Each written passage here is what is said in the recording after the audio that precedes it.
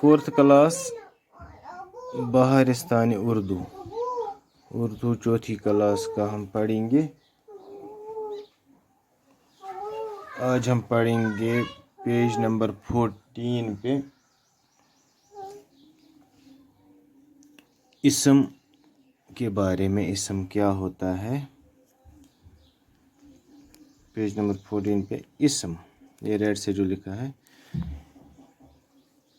इसम वो कलिमा है जो किसी शख्स, जगह या चीज़ के नाम को ज़ाहिर करे।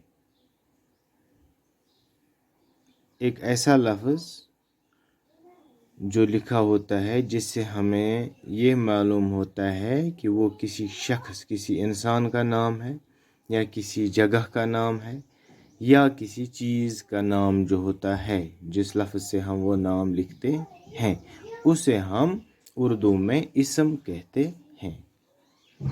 जैसे मसलन अहमद किसी शख्स का नाम है। ये अहमद लफ्ज़ जो हम लिखते हैं इसको हम कहते हैं इसम। इसी तरह से श्रीनगर एक जगह का नाम है। ये हमारे यहाँ जम्मू कश्मीर का एक बड़ा शहर है, तो ये एक जगह का नाम है श्रीनगर। तो ये जो श्रीनगर हम लफ्ज़ लिखते हैं, इससे हमें पता होता है ये किसी जगह का नाम है। तो इस श्रीनगर को हम अब कहते हैं ये इसम हो गया। कुर्सी लफ्ज़ जब हम लिखते हैं तो इस कुर्सी लफ्ज़ से हमें ये समझ आता है कि ये कोई चीज़ है। हमें पता है ये बैठने की चीज़ है, हर दफ्तर में, स्कूल में, हमारे घरों में भी होती है। तो कुर्सी, अब लफ्ज़ कुर्सी बन जाता है इसम। इकबाल जब हम बोलते हैं या लिखते हैं तो इकबाल लफ्ज़ से हमें पता चलता है ये किसी इंसान का या किसी शख्स का नाम है। इस इकबाल को हम कहेंगे ये इसम है। फिर से हम समझेंगे कि इसम वो कलिमा है या इसम वो लफ्ज़ है जो किसी शख्स, जगह या चीज़ के नाम को ज़ाहिर करे। तादाद के लिहाज से इसम के 2 अक़साम हैं। अब ये जो इसम होते हैं तो इनकी तादाद जो हम गिनती करते हैं उसके लिहाज से, उसकी बुनियाद पे इसके 2 किस्में हैं या 2 अक़साम हैं। एक को हम कहते हैं वाहिद और दूसरे को हम कहते हैं जमा।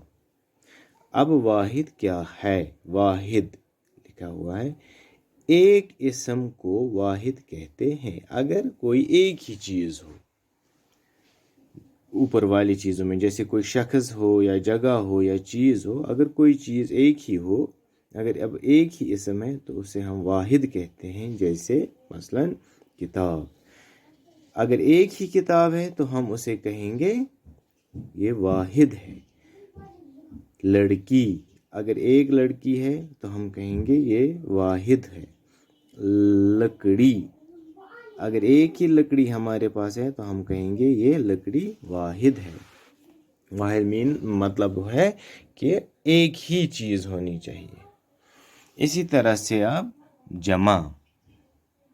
जमा क्या होता है? एक से ज़्यादा इसमों को जमा कहते हैं। अगर चीज़ें या इसम जिनसे हमें किसी चीज़ या शख्स या जगह का नाम पता चलता है, अगर एक से ज़्यादा हैं तो हम उसे कहते हैं जमा। जैसे हमने पहले वाले में वाहिद में पढ़ा था किताब, तो एक ही किताब थी तो ये बन जाता था वाहिद इसम। अब बहुत सारी किताबें हैं, जैसे यहाँ लिखा है किताबें, तो किताबें बहुत हैं, एक से ज़्यादा हैं तो उसे हम कहते हैं जमा। तो यहाँ पे किताब बन गया इसम और किताबें बन गया जमा, यानी कि एक से ज़्यादा है। इसी तरह से लड़की एक ही है तो इसे हम कहते हैं ये वाहिद है, और लड़कियां ज़्यादा हैं तो इसे कहते हैं हम जमा है। इसी तरह से लकड़ी और लकड़ियाँ, एक लकड़ी واحد ہو گئی، اور بہت ساری لکڑیاں جب ہوں گی تو اسے ہم کہیں گے یہ اس کا جمع ہو گیا۔ اسی طرح سے ہم کہتے ہیں لڑکا، ایک لڑکا ہو گیا واحد، اور اگر بہت سارے لڑکے ہوں، ایک سے زیادہ ہوں، 2 4 ہوں، تو ہم لڑکے لکھیں گے، لڑکے بن جاتا ہے اس کا جمع۔